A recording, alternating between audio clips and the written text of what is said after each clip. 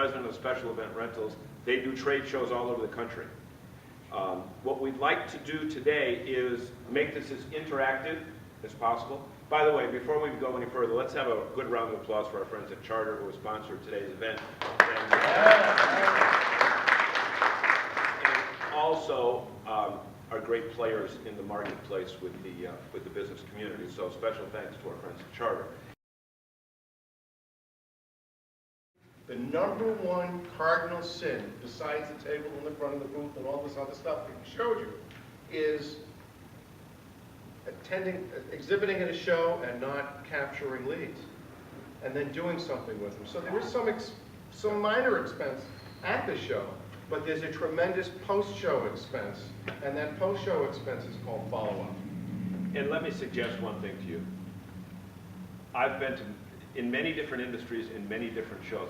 An actual example, in Providence, Rhode Island, we have an RV. Okay, Matt Ward wants to buy an RV right now. No, or he did up until he found out that you had to clean that stuff that comes out of RVs. He found that out. However, okay. I wanted to buy one until he tried to oversell me his. So we still have it. But anyway, I go to these RV shows, and there was one in Providence that we went to 2 years in a row.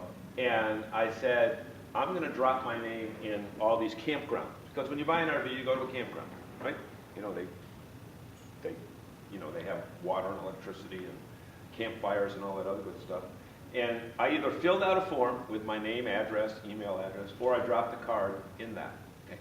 40 vendors that we put information in.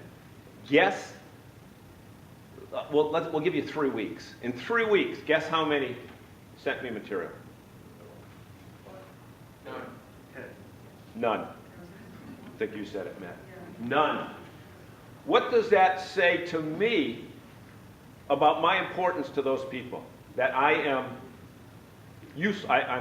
have no value to them. Okay? And guess what? I did the same thing the next year. And guess what results I got? Exact same thing. Those are the people that say, those shows don't work. We didn't get any business from it.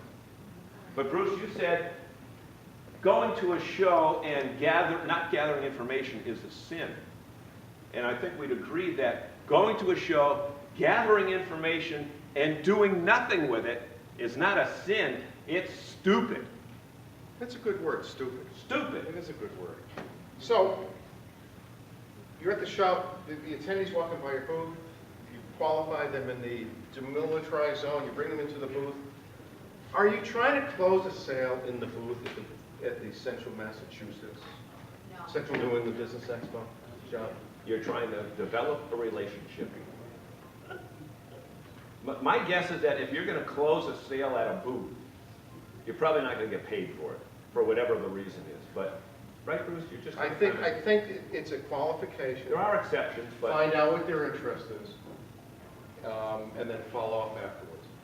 It's not really an opportunity to sell, because if there are going to be 3,000 attendees, and assuming they're all in the business community, plus there's another 150 booths that Charter can do business with, that Phil can do business with, that Frank can do business with, that Matt can do business with, that you guys can all do business with.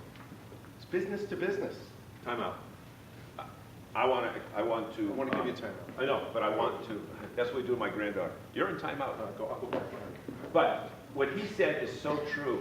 Even if nobody shows up for the show, Deb, how many booths are going to have? 135.